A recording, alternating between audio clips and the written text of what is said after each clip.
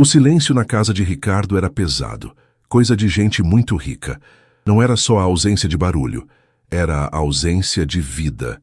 Isaura, a faxineira que sustentava a mãe e 2 irmãos pequenos, sabia disso melhor que ninguém. Ela passava as madrugadas ali, limpando o mármore frio do palacete, onde o luxo gritava e a solidão sussurrava. Ela entendia o código. Funcionária é invisível. Mas naquela noite, por volta das 11h40, Isaura não estava com o pano de chão na mão.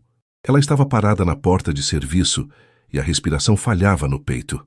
O uniforme azul marinho de algodão estava jogado num cesto, amassado, e no lugar dele estava a afronta. Um vestido vermelho, cor de brasa, que ela tinha guardado por 3 meses de salário, um tecido levemente acetinado que gritava festa e problema na mesma medida.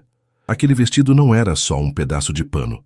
Era o atestado de que ela não era só a Isaura, que esfregava banheiros e lustrava a prataria. Ela tinha um encontro, uma balada, um lugar onde o sobrenome dela não importava e onde ela podia fingir por algumas horas que também era dona do mundo. Ela abriu a porta de serviço, devagar, o coração parecendo um tambor de escola de samba. Ela precisava sair dali, pegar o ônibus da madrugada e sumir antes que o patrão voltasse do jantar de negócios. Ricardo era um sujeito frio, um tubarão do mercado financeiro, mas tinha olhos que pareciam scanners. Ele notava até um grão de poeira fora do lugar. Imagina ela, parecendo uma atriz de cinema. Ela deu o primeiro passo para o jardim, sentindo o vento frio bater nas costas nuas. Liberdade, pensou. E a liberdade durou o tempo de um piscar. A voz veio das sombras do hall principal, grave, cortando o ar como um chicote. Não era um grito, era pior. Era a calma calculada de quem sabe que você não tem para onde ir. Aonde pensa que vai vestida assim, Isaura? Ela congelou. As pernas travaram.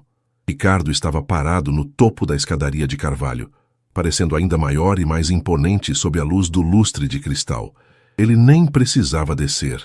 A postura dele, impecável no terno escuro, já era julgamento suficiente. O olhar dele, descendo da cabeça aos saltos altos emprestados, era uma inspeção minuciosa.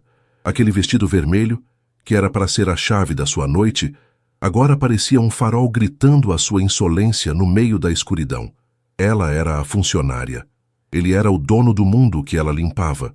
E agora, ele sabia que ela tinha segredos, que ela tentava escapar do papel que ele tinha pago para ela cumprir. E ele parecia muito interessado em desvendar o que mais Isaura escondia debaixo do uniforme. O perrengue era grande. Ela estava ferrada. O pânico afogou Isaura, mas ela tinha que respirar. Ela não podia demonstrar fraqueza. Ela tinha que mentir, e tinha que ser uma mentira de primeira, convincente, mesmo que a voz tremesse. Eu estou indo embora, Sr. Ricardo. Tive uma emergência familiar, soltou ela, engolindo seco a saliva que parecia areia. Estou atrasada para pegar o último ônibus. Peço desculpas por sair sem avisar. Ricardo não respondeu imediatamente. Ele começou a descer os degraus de carvalho maciço. 1, 2, 3 passos. Cada descida era um martelo batendo na cabeça de Isaura. Ele descia devagar, com uma graça fria, como um predador que já tem a presa encurralada e não precisa de pressa.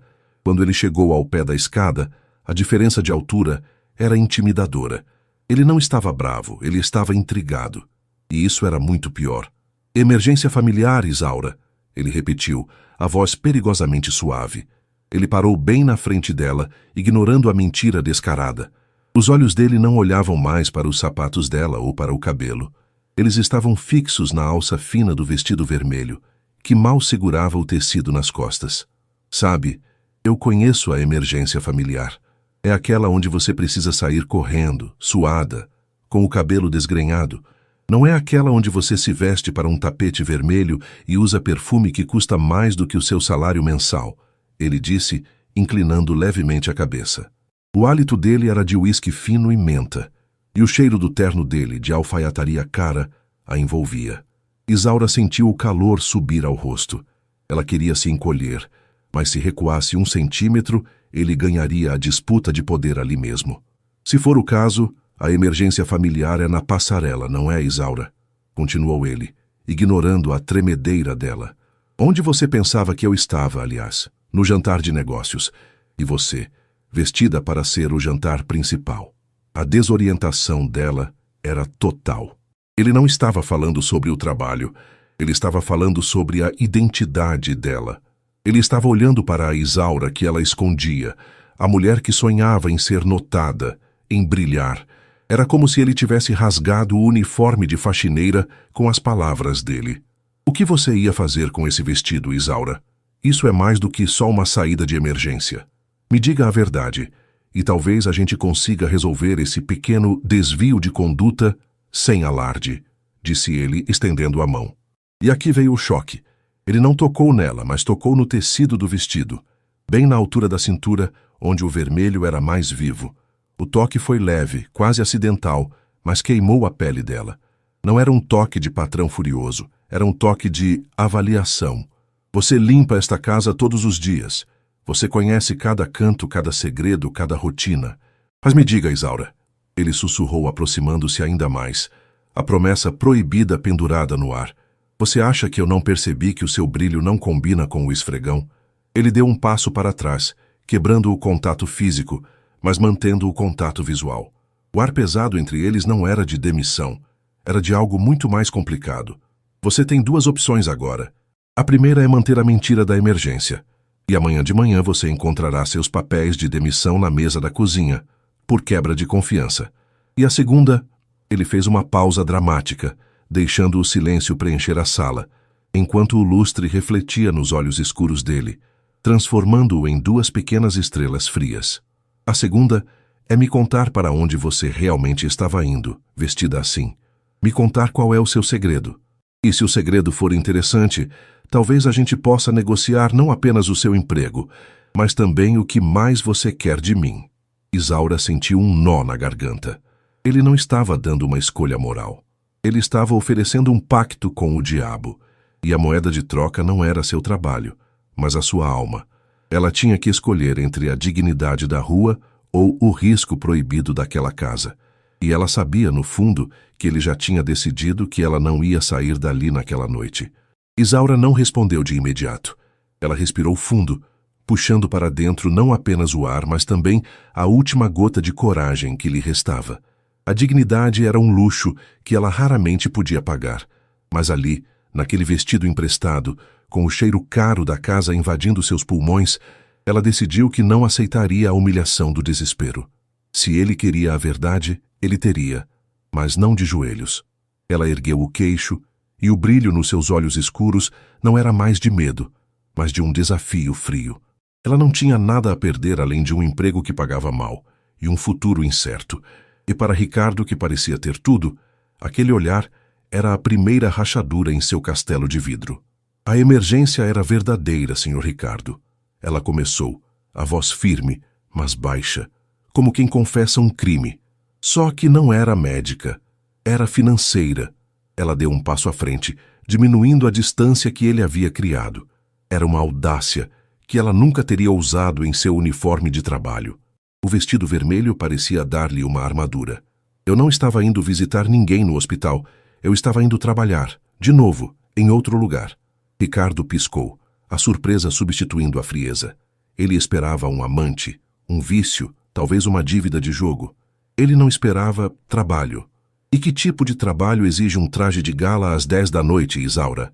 Ele perguntou, a voz rouca tentando retomar o controle da conversa, mas o ritmo já não era mais dele. O tipo de trabalho que paga o dobro do que o senhor me paga para limpar os seus excessos e que exige que eu me vista como algo que eu nunca serei. Ela devolveu, sem desviar o olhar. Eu canto, Sr. Ricardo. Em um bar na Barra. Eu subo no palco e, por 2 horas, eu sou outra pessoa. Alguém que não precisa se preocupar se o dinheiro do aluguel vai chegar ou se a minha irmã vai conseguir a medicação dela. O silêncio que se seguiu foi ensurdecedor. O milionário que passava a vida comprando e vendendo empresas, que achava que conhecia o preço de tudo e de todos, estava diante de uma faxineira que tinha uma vida dupla, um talento secreto, e que o estava enfrentando com uma honestidade brutal. A quebra de controle. Veio quando Ricardo deu um sorriso que não chegou aos olhos. Era um sorriso de fascínio e perigo. Ele não estava mais irritado. Ele estava curioso. Você canta, ele repetiu quase para si mesmo, como se estivesse provando o sabor da palavra. Ele se aproximou devagar, contornando-a, examinando o vestido vermelho, não mais como uma transgressão, mas como um uniforme profissional. É por isso que você está vestida assim. Não é um segredo de amante, é um segredo de artista. Que ironia! Ele parou atrás dela, perto o suficiente para que ela pudesse sentir o calor do seu corpo, mas sem tocá-la. Você me deu a primeira parte da história, Isaura. Mas e a segunda? O que você quer de mim além de manter seu emprego? Ela virou-se rapidamente, forçando-o a se afastar um passo. Ela havia revelado seu segredo mais profundo, a sua vulnerabilidade, e agora era a vez dela jogar. Eu já perdi a minha dignidade em te contar isso. Não vou perdê-la de novo em te pedir esmolas. Ela afirmou, o batom vermelho parecendo perigoso. O que eu quero de você é que me deixe sair daqui agora. Eu tenho um compromisso. E o senhor, Ricardo, tem um segredo meu agora. Se quiser que ele continue guardado, é melhor me deixar ir, porque se eu for demitida por causa disso, eu garanto que não serei a única pessoa nesta casa a ter a vida revirada. Era uma ameaça velada, uma promessa proibida que cruzava a linha da hierarquia. Isaura acabara de dar a Ricardo uma escolha que ele não queria ter. Ele podia deixá-la ir e manter o controle sobre o seu próprio sigilo, ou prendê-la e arriscar que sua fachada de ordem perfeita desmoronasse, expondo a todos que ele, o intocável, tinha um segredo com a faxineira. Ela segurava o cabo do seu destino. Pela primeira vez desde que pisara naquela casa, o poder estava nas mãos de Isaura, e não nas dele. E ela sabia que, para um homem como Ricardo, essa inversão era o convite mais tentador de todos. Ele não a deixaria ir, não enquanto ela fosse um mistério a ser desvendado. O rosto de Ricardo se transformou numa máscara que Isaura jamais tinha visto. Não era raiva, nem desdém. Era entretenimento. Um sorriso lento, quase cruel, que acendeu algo perigoso nos olhos dele. Ele não estava intimidado. Ele estava excitado. Você está certa, Isaura, ele disse, a voz baixa, quase um sussurro que precisava ser guardado sob a língua. Eu tenho um segredo, e agora você tem o meu. Essa é uma troca de mercadorias que eu não esperava fazer com a minha equipe de limpeza. Ele deu o passo final, invadindo o espaço que ela havia marcado como território dela. O calor era inegável agora, a respiração dele roçando o cabelo dela. Ela não recuou. Se ela fugisse agora, perderia o jogo. Você me deu a primeira parte faxineira vestida de fogo, ele continuou, ignorando a ameaça de demissão. Você me disse o que quer evitar. Agora me diga o que você realmente quer alcançar.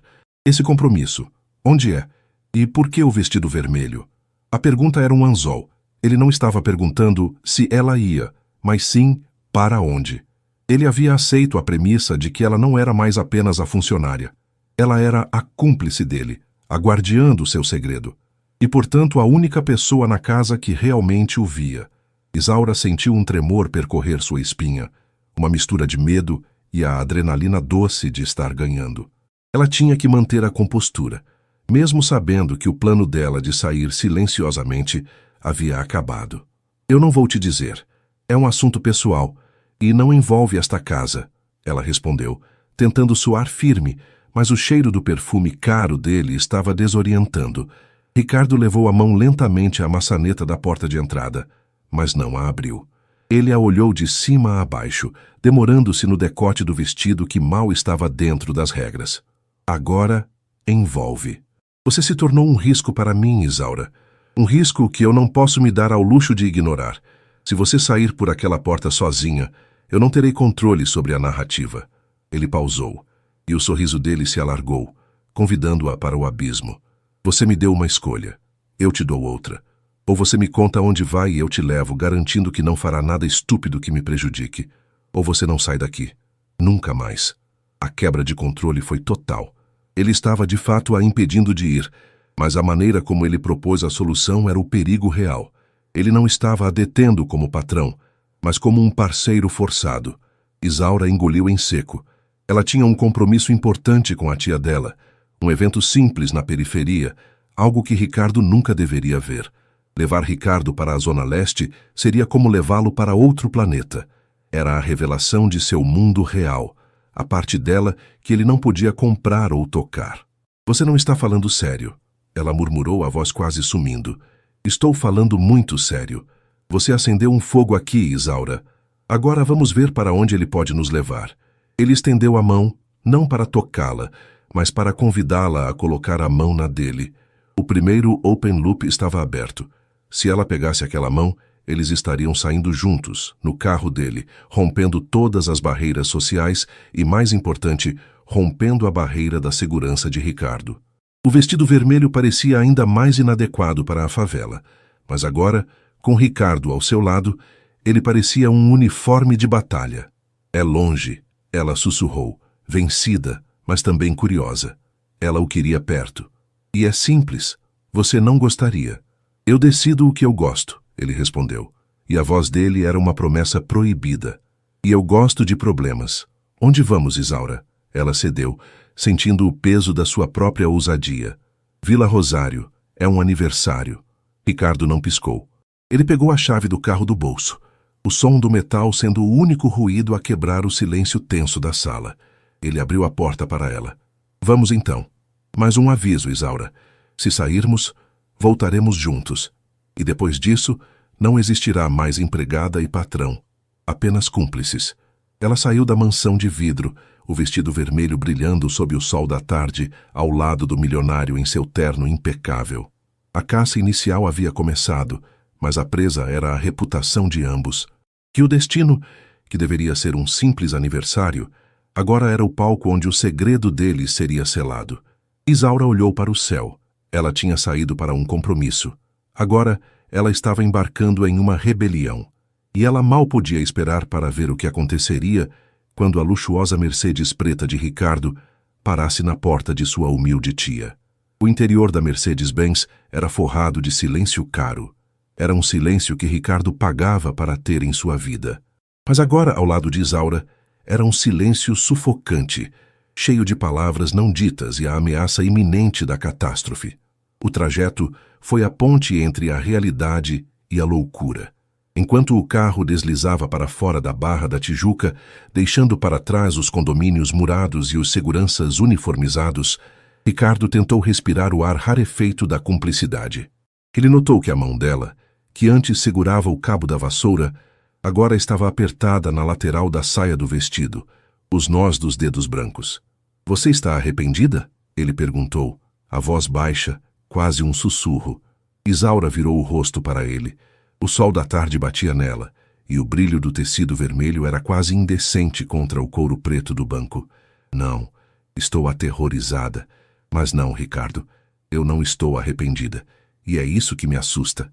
Aquela resposta foi a decisão moral sem retorno. Não era mais sobre luxúria ou quebrar regras, era sobre a sensação de liberdade que só o perigo extremo pode dar. Ricardo sentiu um calor estranho no peito, um desejo que não era apenas físico. Ele queria proteger aquela vulnerabilidade ousada. Sua mudança de objetivo oculta não era mais seduzir, mas garantir que ela não se perdesse ou que eles não se perdessem juntos. Quando a Mercedes finalmente começou a subir a ladeira íngreme e estreita da Vila Rosário, o luxo do carro virou uma ofensa. As crianças pararam de jogar bola. As conversas nas portas das casas cessaram. O silêncio, que era caro, agora era de choque. Ricardo sentiu o peso de cada olhar. Ali ele não era o milionário intocável. Era um corpo estranho, um invasor exibicionista. Isaura sorriu, um sorriso pequeno e tenso, mas de quem sabia exatamente onde estava pisando. A inversão de poder tinha começado. É logo ali, na casa da Dona Cida, a de Portão Azul. Por favor, estacione na esquina. Se você parar na frente, o Zé da padaria vai ter assunto por um mês. Ela instruiu, a voz firme, assumindo o controle da situação. Ela era o guia agora, e ele o turista em seu próprio desastre. Ele obedeceu. Assim que o motor foi desligado, a porta do carona foi aberta com uma pressa que traía o nervosismo dela. Fique perto de mim. E sorria. Ninguém aqui gosta de gente que não sorri. Ela ditou, e saiu do carro. Ricardo a seguiu sentindo-se nu em seu terno de $1000. O cheiro de bolo, de cerveja barata e de terra molhada invadiu seus sentidos. Eles mal tinham dado 10 passos em direção ao portão azul quando a música alta parou abruptamente. Não foi a curiosidade dos vizinhos que congelou Isaura. Foi a figura alta e forte que saiu da casa de Dona Cida, com um bolo de fubá na mão e uma expressão de confusão que rapidamente se transformou em fúria. "Isaura, o que significa isso?" O homem berrou, deixando o bolo cair no chão, o doce se espatifando na terra. Ele era musculoso, vestia uma camiseta desbotada e seus olhos fixaram-se em Ricardo com a raiva possessiva de um cão de guarda. Isaura empalideceu. Ela se colocou ligeiramente à frente de Ricardo, um escudo instável em vestido vermelho. "Beto, calma. Eu vim para o aniversário da tia Cida", ela tentou dizer, mas a voz dela falhou. "Com ele? Você sumiu por 3 meses, só mandava dinheiro e agora aparece aqui com esse engomadinho de gravata? Pensei que você tivesse entendido, Isaura. Pensei que o nosso plano estivesse de pé. Você ia juntar o dinheiro e a gente ia abrir a lanchonete." Beto avançou, o rosto vermelho. O ar sumiu dos pulmões de Ricardo. Plano? Juntar dinheiro? Aquela era a revelação parcial que mudava o sentido da história. Ela não estava apenas limpando a casa dele por necessidade, mas por um objetivo financeiro concreto, um futuro prometido a outro homem. Ele sentiu o chão sumir. Ele não era o primeiro homem na vida dela. Ele era, na verdade, o obstáculo no futuro dela. Isaura agarrou o braço de Ricardo, não em carinho, mas em advertência silenciosa. "Beto, ele não tem nada a ver com isso. Ele é só... Eu sou o patrão dela", Ricardo interveio, sua voz surpreendentemente calma, embora seu mundo estivesse em colapso. Ele não podia recuar agora. Ele deu um passo à frente de Isaura, aceitando a inversão de caçador e presa. Ele era a ameaça agora, não o desejado. "E ela veio comigo? Algum problema?" Beto riu, uma risada sem humor, olhando para o terno de Ricardo. "Problema? O problema é que ela ia casar comigo, seu playboy. O problema é que a Isaura tem um futuro aqui, e não num apartamento de luxo limpando a sua sujeira. Onde você estava, Isaura? Que história é essa de ter largado tudo?" O segredo maior surge, no meio da rua, entre o luxo e a pobreza. Isaura não era apenas a faxineira, ela era a noiva prometida de Beto, a esperança da Vila Rosário, que havia abandonado seu destino por um emprego na mansão. Ricardo olhou para Isaura, que tinha o rosto inundado pelo medo, mas a determinação intacta. Ela estava ali, no meio de seu mundo antigo e seu perigo novo. "Eu não larguei nada, Beto.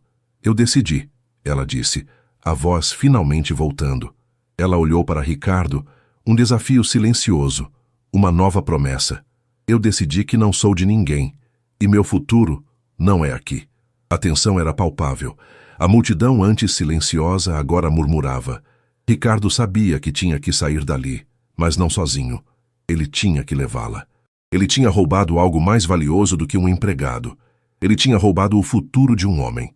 E agora, ele tinha que pagar o preço. Ele pegou a mão de Isaura, sentindo o calor dela, e a apertou com força. A lanchonete, Beto, o noivado, tudo isso era a vida que ele havia destruído para ter aquela tarde. O silêncio do vilarejo era o som de uma bomba-relógio prestes a explodir. Ricardo não era mais o patrão. Era o rival.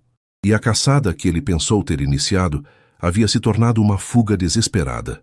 "Vamos", ele disse a Isaura, ignorando a fúria de Beto. "Vamos acabar com isso." Ricardo apertou a mão de Isaura, mas antes que pudessem dar 2 passos, Beto pulou na frente deles. O ódio nos olhos de Beto era cru, desumano. Ele não era mais o noivo abandonado. Ele era o leão defendendo o território e a honra daquela rua. "Você não vai a lugar nenhum, Isaura", Beto gritou e a multidão se moveu, fechando o cerco na Mercedes preta que parecia um OVNI estacionado ali. Os rostos dos vizinhos, antes apenas curiosos, agora estavam cheios de revolta. Eles eram a plateia do seu crime, e Ricardo sentiu o peso de ser o vilão de uma história que ele achava que era só dele. Ele empurrou Isaura para trás dele. O instinto de proteção era novo, mas forte. "Olha-me aqui, cara. Não torne isso pior. Eu dou a você o que você quiser. Dinheiro, uma casa, o que for. Só nos deixe sair. Beto riu. Uma risada quebrada e terrível que ecoou na rua estreita. Você acha que tudo se resume ao dinheiro, seu parasita? Ela era a minha vida, a vida da minha família, o futuro da vila. Isso não tem preço. A frase atingiu Ricardo como um soco. Ele não tinha roubado apenas a noiva, tinha roubado o futuro. E a Vila Rosário sabia disso. Um senhor gordo, vizinho de Isaura, gritou: "Leva seu lixo de volta para a mansão, ela é da gente." Ricardo sentiu que o ar estava acabando. Não era só Beto, era a comunidade inteira revoltada com a arrogância do rico. Ele não era mais o caçador, era a presa no meio do ninho que ele havia violado. Ele agarrou o braço de Isaura e a puxou rapidamente para o carro. O motorista, que estava tenso o tempo todo, abriu a porta num movimento brusco. Eles caíram nos bancos de couro, e o motorista acelerou antes que Ricardo pudesse fechar a porta. O carro disparou. O som do motor potente abafou os gritos. O som de algo, um punho, uma pedra, ou talvez a vida de Beto, batendo na lataria. Isaura estava ofegante, agarrada ao cinto de segurança. Ela olhou para trás e viu Beto caindo de joelhos no asfalto, a imagem da derrota e da raiva se misturando com a poeira que a Mercedes levantava. Ricardo virou-se para Isaura, a máscara de playboy finalmente quebrada. Ele estava pálido. "Está segura. Eu sinto muito. Eu não imaginei que ele faria isso. Eu não imaginei que seria assim." Isaura balançou a cabeça, sem tirar os olhos da rua que desaparecia. "Você não sentiu muito, Ricardo.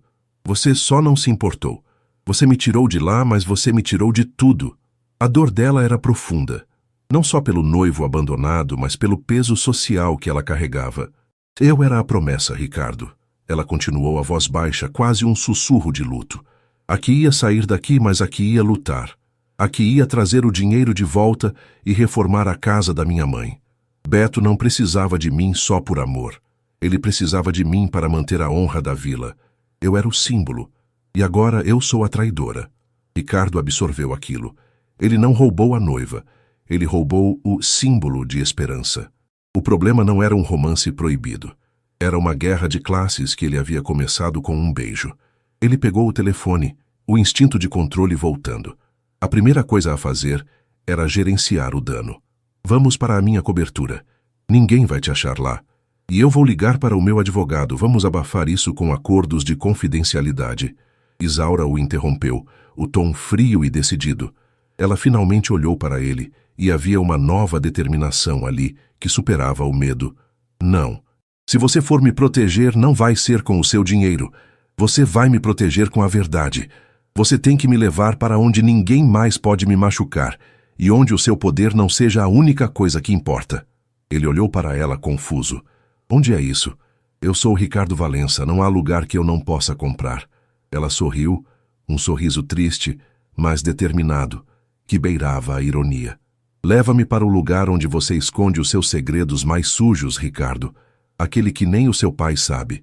Se vamos jogar esse jogo, vamos jogar com as suas regras e no seu campo, mas no seu campo mais vulnerável." O carro saiu das ruas estreitas para a rodovia de alta velocidade, cortando o trânsito pesado de São Paulo. O destino não era mais a luxúria, mas o esconderijo. O milionário, que antes tinha o controle de tudo, agora era guiado pela faxineira de vestido vermelho que havia acabado de virar a mesa. Ele estava fugindo, mas ela estava armando uma emboscada. Ele era a presa, e ela era a única chave para a sobrevivência dele. Ele estava entrando no território dele, mas sob o comando dela. E ela sabia que o verdadeiro poder de Ricardo não estava no seu dinheiro, mas naquilo que ele se esforçava para manter escondido do mundo. E agora, ela era a guardiã desse segredo. O carro, um bólido preto e silencioso, freou bruscamente, mas sem alarde, numa rua que parecia ter sido esquecida pelo mapa de luxo de São Paulo. Não havia portões dourados nem seguranças uniformizados na frente.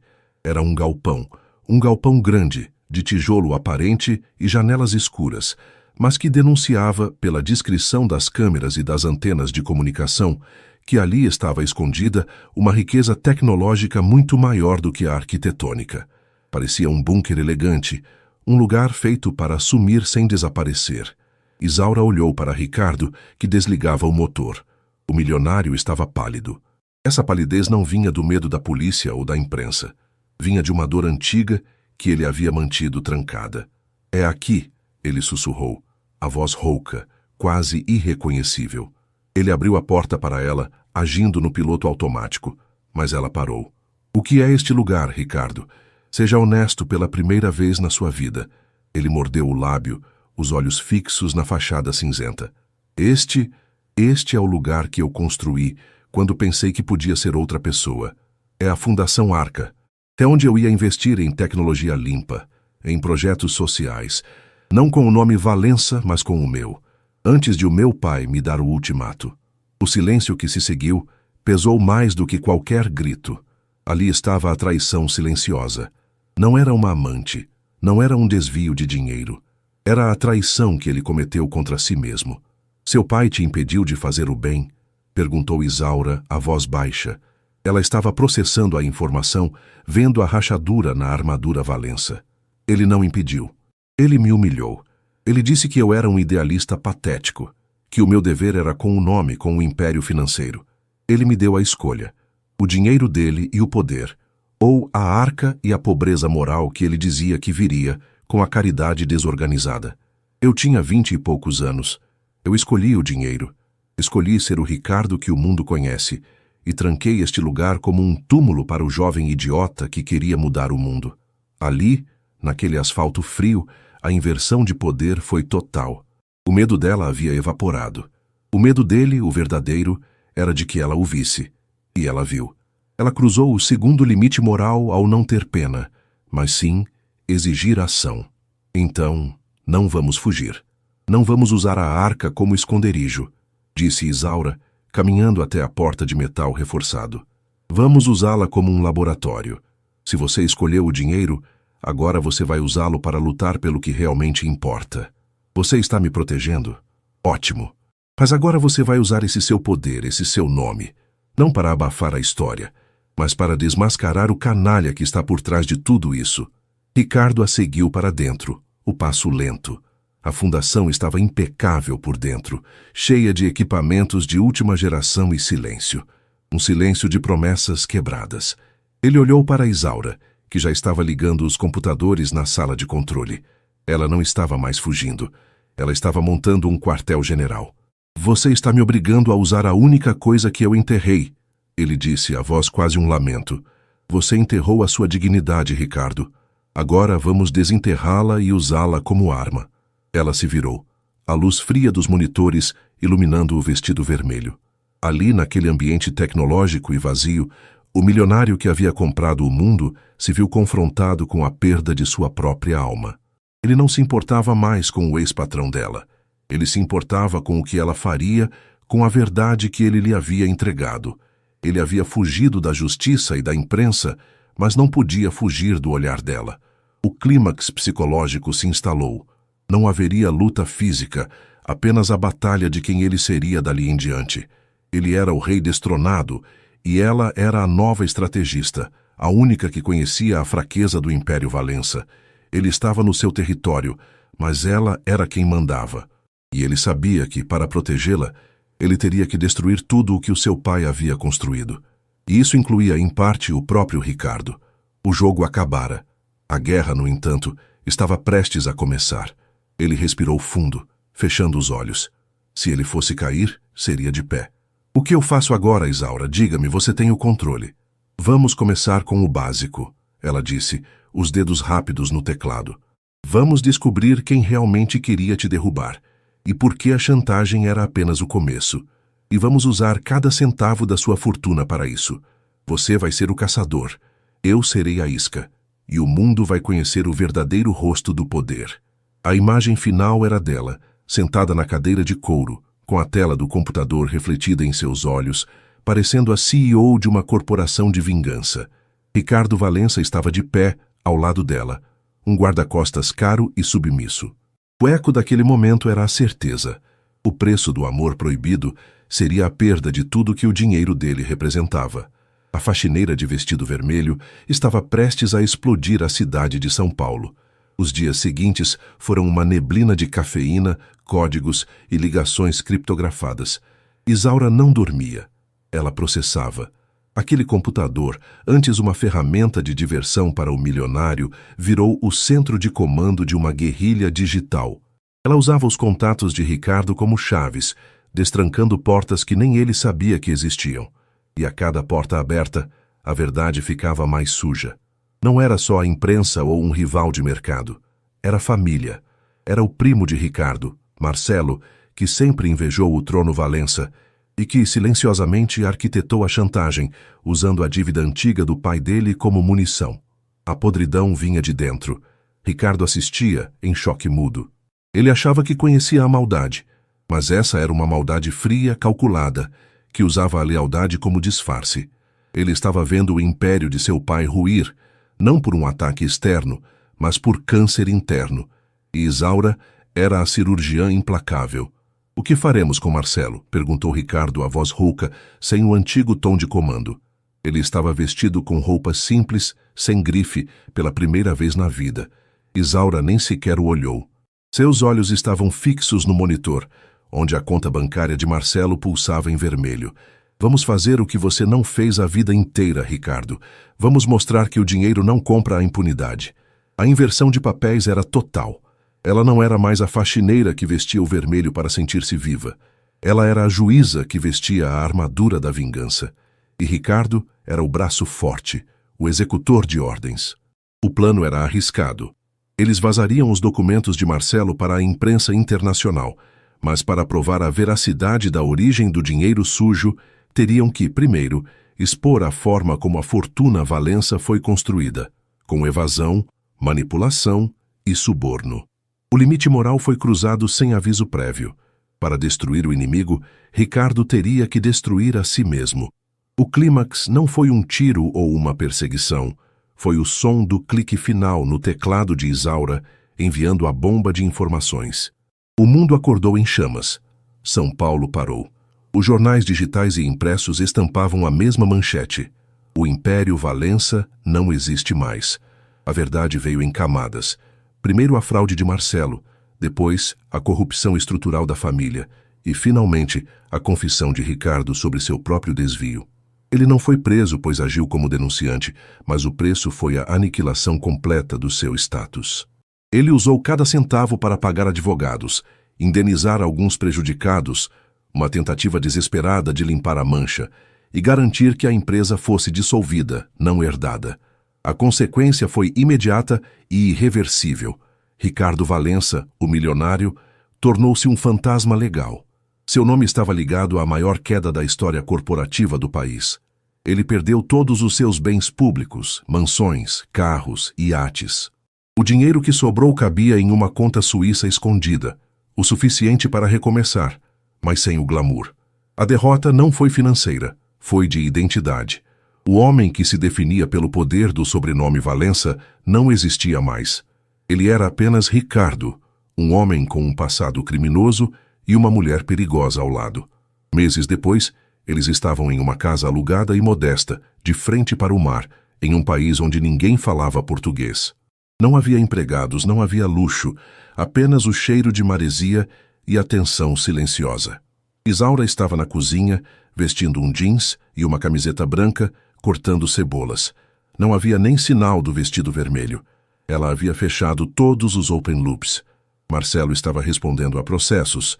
O pai de Ricardo era apenas uma nota de rodapé suja na história, e a justiça, à sua maneira torta, havia sido feita. Ricardo entrou na cozinha, pegou uma toalha e secou a louça que ela havia lavado. A nova rotina era essa: tarefas domésticas, anonimato e vigilância constante. Ele olhou para ela, para a mulher que destruiu e salvou sua vida ao mesmo tempo. Ela era a razão de sua queda e o motivo de sua sobrevivência. "Você nunca mais usou aquele vestido", ele disse a voz baixa, quase um sussurro. Isaura parou de cortar a cebola e fitou a faca, depois olhou para ele. O reflexo em seus olhos não era mais o de uma faxineira sonhadora, mas o de alguém que viu o abismo e sobreviveu a ele. "O vestido era um uniforme, Ricardo", ela respondeu, voltando à tarefa. "O uniforme de quem não tinha nada a perder.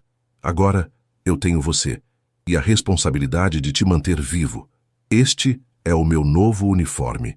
Ele não discutiu. Ele havia trocado a liberdade de ser rico pela prisão de ser amado por ela. Ele era um homem sem nome, vivendo debaixo da sombra de sua própria vingança. A imagem final era a dele, olhando pela janela da casa simples. O sol se punha no horizonte, mas ele não via a beleza. Ele via a linha do mar, o limite que ele não podia cruzar sem arriscar a segurança dela. Ele não era mais o dono do mundo, era apenas o guarda-costas de sua própria esposa. O eco daquela decisão pairava no ar. O que resta de um rei quando ele destrói o próprio reino para proteger a rainha? A resposta era simples. Ele se torna o exilado.